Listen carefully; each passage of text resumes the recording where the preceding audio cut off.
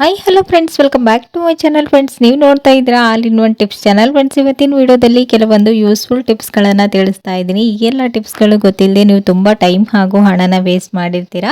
ಹಾಗೆಯೇ ಕೆಲವೊಬ್ಬರು ಕಾಮೆಂಟ್ನ ಮಾಡಿದ್ರಿ, ಹೆಡ್ ಬಾತನ್ನು ಮಾಡಿದ ಮೇಲೂ ಕೂಡ ಹೇರ್ಸ್ ತುಂಬಾ ಡ್ರೈ ಆಗ್ತಾ ಇದೆ, ಅದಕ್ಕೆ ಏನಾದರೂ ಒಂದು ಟಿಪ್ಸನ್ನು ತಿಳಿಸಿ ಅಂತ. ಆ ಟಿಪ್ಸನ್ನು ಕೂಡ ಇವತ್ತಿನ ವಿಡಿಯೋದಲ್ಲಿ ತಿಳಿಸ್ತಾ ಇದ್ದೀನಿ. ವಿಡಿಯೋನ ಎಲ್ಲಿ ಸ್ಕಿಪ್ ಮಾಡದೆ ನೋಡಿ, ಎಲ್ಲ ಟಿಪ್ಸ್ಗಳು ನಿಮಗೆ ಖಂಡಿತ ಯೂಸ್ಫುಲ್ ಆಗುತ್ತೆ. ಓಕೆನಾ? ಸೊ ಫ್ರೆಂಡ್ಸ್, ಬನ್ನಿ ಹಾಗಾದರೆ ತಡ ಮಾಡ್ದೇನೆ ವಿಡಿಯೋನ ಸ್ಟಾರ್ಟ್ ಮಾಡೋಣ. ಮೊದಲೇ ಟಿಪ್ ಯಾವುದಂತೇಳಿ ನೋಡ್ಕೊಂಡು ಬರೋಣ ಬನ್ನಿ. ಸಾಮಾನ್ಯವಾಗಿ ಸಾಲ್ಟನ್ನು ಪಿಂಗಾಣಿ ಅಥವಾ ಮಣ್ಣಿನ ಬೌಲಲ್ಲಿ ಹಾಕಿಡ್ಬೇಕಂತ ಹೇಳ್ತಾರೆ, ಇಲ್ಲಾಂದರೆ ಗ್ಲಾಸಿನ ಬೌಲಲ್ಲಿ ಹಾಕಿಡ್ತಾರೆ. ಒಂದೊಂದು ಸರಿ ನಾವು ಈ ರೀತಿ ಪ್ಲಾಸ್ಟಿಕ್ ಇದರಲ್ಲಿ ಇಟ್ಟಾಗ ಏನಾಗ್ತಾ ಇರುತ್ತೆ, ನಾವು ಸ್ವಲ್ಪ ಒದ್ದೆ ಕೈಯಿಂದ ಸಾಲ್ಟನ್ನು ಹಾಕ್ಕೊಂಡ್ರೆ ಈ ರೀತಿ ಉಂಡೆ ಕಟ್ತಾ ಇರುತ್ತೆ ಸಾಲ್ಟ್. ಆವಾಗ ಇದನ್ನು ಉಂಡೆ ಕಟ್ಟಬಾರ್ದು ಅಂತಂದರೆ ಏನು ಮಾಡಬೇಕಂತೇಳಿ ತಿಳಿಸ್ತಾ ಇದ್ದೀನಿ. ನೋಡ್ತಾ ಇರ್ಬೋದು, ಈ ರೀತಿ ನೀವು ತೆಂಗಿನ ಚಿಪ್ಗಳನ್ನು ವೇಸ್ಟ್ ಅಂತ ಬಿಸಾಕ್ತಾ ಇರ್ತೀರಲ್ವ, ಸೊ ಅದನ್ನು ನೀವು ಚಿಕ್ಕ ಚಿಕ್ಕ ಪೀಸ್ಗಳಾಗಿ ಮಾಡಿ ಈ ರೀತಿ ಸಾಲ್ಟ್ ಬಾಕ್ಸ್ ಯಾವುದಿದೆಯಲ್ವಾ ಅದರಲ್ಲಿ ಹಾಕಿ ಇಡಬೇಕು. ಈ ರೀತಿ ಮಾಡೋದ್ರಿಂದ ಇದರ ಸಾಲ್ಟಿಗೆ ಒಂದು ಸ್ವಲ್ಪ ನೀರಿನಂಶ ತಟ್ಟಿದ್ರೂ ಇದು ಡ್ರೈ ಮಾಡುತ್ತೆ. ಸೊ ಆವಾಗ ಈ ಒಂದು ಸಾಲ್ಟ್ ಉಂಡೆ ಕಟ್ಟೋದಿಲ್ಲ, ನೀಟಾಗಿ ಪುಡಿ ಪುಡಿಯಾಗಿನೇ ಇರುತ್ತೆ. ಸೊ ಈ ಒಂದು ಟಿಪ್ಸ್ ಕೂಡ ಖಂಡಿತ ಯೂಸ್ಫುಲ್ ಆಗುತ್ತೆ, ಒಂದ್ಸರಿ ಟ್ರೈ ಮಾಡಿ ನೋಡಿ. ಓಕೆನಾ? ಇದು ನಿಮ್ಮ ರಿಕ್ವೆಸ್ಟೆಡ್ ವಿಡಿಯೋ. ಕೂದಲು ಡ್ರೈ ಆಗ್ತಾ ಇದೆ, ಅದನ್ನು ಸಿಲ್ಕಿ ಮಾಡ್ಕೊಳ್ಳೋದಕ್ಕೆ ಏನಾದರೂ ಒಂದು ಟಿಪ್ಸನ್ನು ತಿಳಿಸಿ ಅಂತ ಕೇಳಿದ್ರು. ಇದನ್ನು ನೀವು ವುಮೆನ್ ಆ್ಯಂಡ್ ಮೆನ್ ಯಾರು ಬೇಕಾದರೂ ಯೂಸ್ ಮಾಡ್ಬೋದು. ಸೊ ಏನು ಮಾಡೋದು ಬೇಕಾಗಿಲ್ಲ, ಜಸ್ಟ್ ಸಕ್ಕರೆಗೆ ನೀವು ಶಾಂಪನ್ನು ಮಿಕ್ಸ್ ಮಾಡ್ಕೊಳ್ಳೋದ್ರಿಂದ ಕೂದಲನ್ನು ಶೈನಿಂಗ್ ಆಗಿ ಮಾಡ್ಕೊಳ್ಬೋದು. ಸೊ ಅದು ಹೇಗಂತೇಳಿ ತೋರಿಸ್ತಾ ಇದ್ದೀನಿ. ಇಲ್ಲಿ ನಾನು ಒಂದು ಮಿಕ್ಸಿಂಗ್ ಬೌಲನ್ನು ತೊಗೊಂಡಿದ್ದೀನಿ, ಅದಕ್ಕೆ ನಾನಿಲ್ಲಿ 1 ಟೇಬಲ್ ಸ್ಪೂನಷ್ಟು ಸಕ್ಕರೆಯನ್ನು ಹಾಕ್ಕೊಳ್ತಾ ಇದ್ದೀನಿ. ನಂತರ ನಾನು ಇದಕ್ಕೆ ಒಂದು ಶಾಂಪನ್ನು ಆ್ಯಡ್ ಮಾಡ್ತಾ ಇದ್ದೀನಿ. ನೀವು ಎಷ್ಟು ಶಾಂಪನ್ನು ಯೂಸ್ ಮಾಡ್ತೀರಾ ಅಷ್ಟು ಸಕ್ಕರೆ ಕ್ವಾಂಟಿಟಿ ಜಾಸ್ತಿ ಮಾಡ್ಕೊಳ್ಬೇಕಾಗತ್ತೆ. ಸೊ ಇಲ್ಲಿ ನಾನು ಡವ್ ಶಾಂಪನ್ನು ಯೂಸ್ ಮಾಡಿದ್ದೀನಿ. ಇದರಲ್ಲಿ ಒಂದು ಸ್ವಲ್ಪ ಕೂದಲನ್ನು ಮಾಯ್ಶ್ಚರೈಸ್ ಮಾಡುವಂಥ ಅಂಶ ಜಾಸ್ತಿ ಇರೋದ್ರಿಂದ ಡವ್ ಶಾಂಪ್ ಆದರೆ ಇಷ್ಟು. ನೀವು ಡವ್ ಶಾಂಪ್ ಯೂಸ್ ಮಾಡಲ್ಲ ಅಂದರೆ ನೀವು ಯಾವ ಶಾಂಪನ್ನು ಹಾಕ್ತೀರಾ ಹೆಡ್ ಬಾತ್ ಮಾಡೋದಕ್ಕೆ ಆ ಶಾಂಪನ್ನೇ ಯೂಸ್ ಮಾಡ್ಬೋದು. ಇವಾಗ ಇಲ್ಲಿ 1 ಟೇಬಲ್ ಸ್ಪೂನಷ್ಟು ಸಕ್ಕರೆ, ಒಂದು ಶಾಂಪು, ಹಾಗೇನೆ ಇದರಲ್ಲಿ 1 ಟೇಬಲ್ ಸ್ಪೂನಷ್ಟು ಕೊಕೊನೆಟ್ ಆಯಿಲನ್ನು ಹಾಕಿ ನೀಟಾಗಿ ಒಂದ್ಸರಿ ಮಿಕ್ಸ್ ಮಾಡ್ಕೊಳ್ಬೇಕು. ಈ ರೀತಿ ನೊರೆ ಬರೋದಕ್ಕೆ ಸ್ಟಾರ್ಟ್ ಆದ ತಕ್ಷಣ ಇದರಲ್ಲಿ ಒಂದು ಸ್ವಲ್ಪ ನೀರನ್ನು ಆ್ಯಡ್ ಮಾಡಿ ಸಕ್ಕರೆ ಕರಗುವಷ್ಟು ನೀರನ್ನು ಮಾತ್ರ ಸೇರಿಸ್ಕೊಂಡು ಈ ರೀತಿ ಇದನ್ನು ಮಿಕ್ಸ್ ಮಾಡಿಕೊಂಡು ರೆಡಿ ಮಾಡ್ಕೊಂಡು ಇಟ್ಕೊಳ್ಳಿ. ಇವಾಗ ಇದನ್ನು ನೀವು ಹೇರ್ಗೆ ಅಪ್ಲೈ ಮಾಡಿಬಿಟ್ಟು ಒಂದು 5 ಮಿನಿಟ್ಸ್ ಬಿಟ್ಟು ನಂತರ ವಾಶ್ ಮಾಡ್ಕೊಳ್ಳೋದ್ರಿಂದ ಕೂದಲು ತುಂಬಾ ಶೈನಿಂಗ್ ಆಗಿ ಆಗುತ್ತೆ, ಹಾಗೆ ಸಿಲ್ಕಿನೂ ಕೂಡ ಆಗುತ್ತೆ. ಸೊ ಈ ಒಂದು ಟಿಪ್ಸ್ ಕೂಡ ಖಂಡಿತ ಯೂಸ್ಫುಲ್ ಆಗುತ್ತೆ, ಒಂದ್ಸರಿ ಟ್ರೈ ಮಾಡಿ ನೋಡಿ. ಓಕೆನಾ?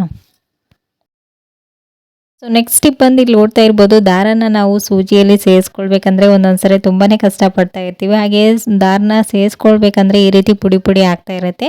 ಸೊ ಇದನ್ನು ನೀವು ಕೋಲ್ಗೇಟ್ ಸಹಾಯದಿಂದನೂ ಕೂಡ ಈ ರೀತಿ ದಾರನ ಸೂಜಿಯಲ್ಲಿ ನೀಟಾಗಿ ಸೇರಿಸ್ಕೊಳ್ಬೋದು. ಅದು ಹೇಗೆ ಅಂತೇಳಿ ತೋರಿಸ್ತಾ ಇದ್ದೀನಿ. ನೋಡ್ತಾ ಇದ್ದೀರಲ್ವ ವಿಡಿಯೋದಲ್ಲಿ ತೋರಿಸ್ದಾಗೇ ಜಸ್ಟ್ ಒಂದು ಸ್ವಲ್ಪ ಕೋಲ್ಗೇಟನ್ನು ಈ ರೀತಿ ಕೈಗೆ ಅಪ್ಲೈ ಮಾಡಿಕೊಂಡು ನಂತರ ಈ ದಾರದ ತುದಿಗೆ ಇದನ್ನು ಹಚ್ಚೋದ್ರಿಂದ ಇದು ಬೇಗನೆ ಡ್ರೈ ಆಗುತ್ತೆ. ಆವಾಗ ದಾರ ಸ್ಟ್ರೇಟ್ ಆಗೋದ್ರಿಂದ ಸೂಜಿಯಲ್ಲಿ ಬೇಗನೆ ದಾರ ಸೇರ್ಕೊಳ್ಳುತ್ತೆ. ಸೊ ನೋಡ್ತಾ ಇರ್ಬೋದು ವಿಡಿಯೋದಲ್ಲಿ ಎಷ್ಟು ಈಸಿಯಾಗಿ ಈ ಒಂದು ದಾರನ ಸೂಜಿಯಲ್ಲಿ ಸೇರಿಸ್ಕೊಳ್ಬೋದು ಅಂತೇಳಿ. ಮೊದಲಿದ್ದಕ್ಕೂ ಇವಾಗೂ ಡಿಫ್ರೆನ್ಸ್ ನೀವೇನೇ ನೋಡ್ಬೋದು. ಸೊ ಈ ರೀತಿ ಒಂದ್ಸರಿ ಟ್ರೈ ಮಾಡಿ ನೋಡಿ, ಈ ಒಂದು ಟಿಪ್ಸ್ ಖಂಡಿತ ಯೂಸ್ಫುಲ್ ಆಗುತ್ತೆ. ಓಕೆನಾ?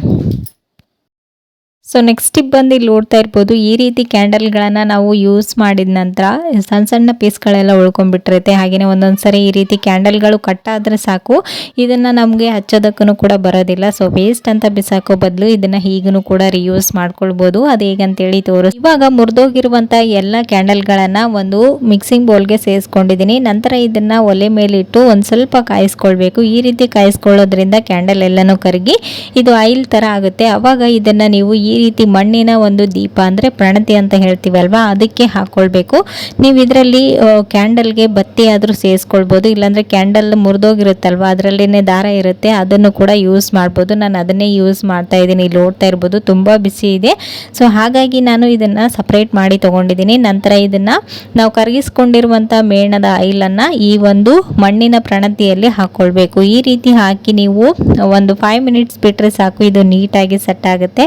ಸೊ ಹಾಗೇನೂ ಕೂಡ ಹಚ್ಕೊಂಡು ನೋಡ್ಬೋದು. ಇಲ್ಲಿ ನೋಡ್ತಾ ಇದ್ದೀರಲ್ವ ಎಷ್ಟು ನೀಟಾಗಿ ದೀಪ ರೆಡಿ ಆಯ್ತು ಅಂತೇಳಿ. ಇದು ಈ ರೀತಿ ನೀವು ಕ್ಯಾಂಡಲ್ಗಳು ಮುರಿದೋದ್ರೆ ವೇಸ್ಟ್ ಅಂತ ಬಿಸಾಕ್ತಾ ಇರ್ತೀರಿ. ಸೊ ಅದನ್ನು ಹೀಗೂ ಕೂಡ ರಿಯೂಸ್ ಮಾಡ್ಕೊಂಡು ನೋಡಿ. ಇದನ್ನು ನೀವು ಹಾಗೇನೆ ಬಿಟ್ಟರೆ ನೀಟಾಗಿ ಸೆಟ್ ಆಗುತ್ತೆ ಅಲ್ವಾ. ನಿಮ್ಗೆ ಯಾವಾಗ ಬೇಕೋ ಆವಾಗ ಇದನ್ನು ನೀವು ನೈಟ್ ಟೈಮಲ್ಲಿ ಹಚ್ಕೊಳ್ಬೋದು. ತುಂಬಾ ನೀಟಾಗಿ ವರ್ಕ್ ಆಗುತ್ತೆ ಇದು. ಸೊ ನೋಡ್ತಾ ಇರ್ಬೋದು ಎಷ್ಟು ಬ್ಯೂಟಿಫುಲ್ ಆಗಿ ಕಾಣಿಸ್ತಾ ಇದೆ ಅಂತ. ಸೊ ಈ ರೀತಿ ನೀವು ಇದರಲ್ಲಿ ಸ್ವಲ್ಪ ಕಲರ್ನ ಮಿಕ್ಸ್ ಮಾಡಿದರೆ ಸಾಕು, ಕಲರ್ ಆದ ಕ್ಯಾಂಡಲ್ ಕೂಡ ರೆಡಿ ಆಗುತ್ತೆ. ಸೊ ನೋಡ್ತಾ ಇದ್ದೀರಲ್ವಾ, ಫ್ರೈ ಆದ್ಮೇಲೆ ಇದನ್ನ ತೋರಿಸ್ತಾ ಇದ್ದೀನಿ ಎಷ್ಟು ನೀಟಾಗಿ ಸೆಟ್ ಆಗಿದೆ ನೋಡಿ. ಇದನ್ನ ನೀವು ಯಾವಾಗ ಬೇಕೋ ಅವಾಗ ಯೂಸ್ ಮಾಡ್ಬೋದು, ಇದು ಹಾಳಾಗೋದಿಲ್ಲ. ಸೊ ಈ ಒಂದು ಟಿಪ್ಸ್ ಕೂಡ ಖಂಡಿತ ಯೂಸ್ಫುಲ್ ಆಗುತ್ತೆ, ಒಂದ್ಸರಿ ಟ್ರೈ ಮಾಡಿ ನೋಡಿ, ಓಕೆನಾ.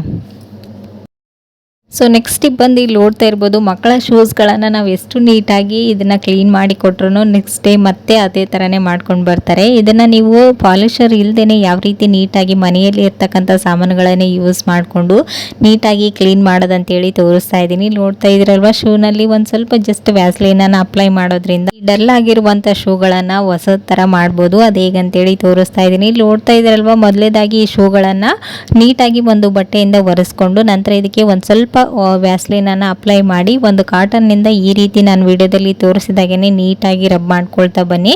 ನಂತರ ಇಲ್ಲಿ ನೋಡ್ತಾ ಇರ್ಬೋದು ಎಷ್ಟು ನೀಟಾಗಿ ಶೈನಿಂಗ್ ಆಗಿ ಕಾಣಿಸ್ತಾ ಇದೆ ಅಂತ. ಶೂ ಪಾಲಿಷರಿಂದ ಪಾಲಿಷ್ ಮಾಡಿದಾಗೇ ಕಾಣಿಸ್ತಾ ಇದೆ, ಅಷ್ಟು ನೀಟಾಗಿ ಕ್ಲೀನ್ ಆಗುತ್ತೆ. ಸೊ ನೋಡ್ತಾ ಇರ್ಬೋದು ವಿಡಿಯೋದಲ್ಲಿ ನಿಮ್ಗೇನೆ ಡಿಫ್ರೆನ್ಸ್ ಗೊತ್ತಾಗ್ತಾ ಇದೆ, ಮೊದಲಿದ್ದ ಶೂಗುನು ಇವಾಗಿರುವ ಶೂಗುನು ಎಷ್ಟು ಡಿಫ್ರೆಂಟ್ ಆಗಿದೆ ಅಂತ. ಜಸ್ಟ್ ನೀವು ಮನೆಯಲ್ಲಿರ್ತಕ್ಕಂಥ ವ್ಯಾಸ್ಲಿನನ್ನು ಮುಖಕ್ಕೆ ಕಲ್ದೇನೆ ಹೀಗೆ ಶೂಸಿಗೂ ಕೂಡ ಯೂಸ್ ಮಾಡ್ಬೋದು, ಓಕೆನಾ. ಸೊ ನೋಡ್ತಾ ಇದ್ದೀರಲ್ವಾ, ಫೈನಲಿ ಎಷ್ಟು ನೀಟಾಗಿ ಶೈನಿಂಗ್ ಆಗಿ ಕಾಣಿಸ್ತಾ ಇದೆ ಅಂತ, ಹೊಸತರಂತೆ ಕಾಣುತ್ತೆ. ಸೊ ನೀವು ಆಲ್ವೇಸ್ ಕ್ಲೀನ್ ಮಾಡ್ಕೊಳ್ಳೋದಕ್ಕಿಂತ ಈ ರೀತಿ ಒಂದ್ಸರಿ ಕ್ಲೀನ್ ಮಾಡ್ಕೊಂಡು ನೋಡಿ, ಮಕ್ಕಳ ಶೂಸ್ಗಳು ತುಂಬಾ ನೀಟಾಗಿರುತ್ತೆ. ಸೊ ಈ ಒಂದು ಟಿಪ್ಸ್ ಕೂಡ ಖಂಡಿತ ಯೂಸ್ಫುಲ್ ಆಗುತ್ತೆ, ಒಂದ್ಸರಿ ಟ್ರೈ ಮಾಡಿ ನೋಡಿ, ಓಕೆನಾ. ಸೊ ಫ್ರೆಂಡ್ಸ್, ನೋಡಿದ್ರಲ್ವ ಇವತ್ತಿನ ಈ ಎಲ್ಲ ಟಿಪ್ಸ್ಗಳು ನಿಮಗೂ ಕೂಡ ಖಂಡಿತ ಯೂಸ್ಫುಲ್ ಆಯ್ತು ಅಂತ ಅಂದ್ಕೊಂಡಿದ್ದೀನಿ. ಯೂಸ್ಫುಲ್ ಆದರೆ ಪ್ಲೀಸ್ ಒಂದು ಲೈಕ್ ಕೊಡೋದನ್ನು ಮರಿಬೇಡಿ. ಇದರಲ್ಲಿ ನಿಮ್ಗೆ ಯಾವ ಟಿಪ್ಸ್ ಇಷ್ಟ ಆಯ್ತು ಅಂತಲೂ ಕೂಡ ಕಮೆಂಟಲ್ಲಿ ತಿಳಿಸಿ. ನಿಮಗೆ ಯಾವ ಥರ ಟಿಪ್ಸ್ ಬೇಕಂತ ತಿಳಿಸೋದನ್ನು ಮಾತ್ರ ಮರಿಬೇಡಿ, ಓಕೆನಾ. ಸೊ ಇವತ್ತಿನ ವಿಡಿಯೋನ ಇಲ್ಲಿಗೆ ಎಂಡ್ ಮಾಡ್ತೀನಿ, ಮತ್ತು ನಾಳೆ ಹೊಸ ಟಿಪ್ಸ್ಗಳೊಂದಿಗೆ ಮತ್ತೆ ನಿಮ್ಮನ್ನ ಮೀಟ್ ಮಾಡ್ತೀನಿ ಫ್ರೆಂಡ್ಸ್. ಅಲ್ಲಿವರೆಗೂ ಟೇಕ್ ಕೇರ್, ಬಾಯ್.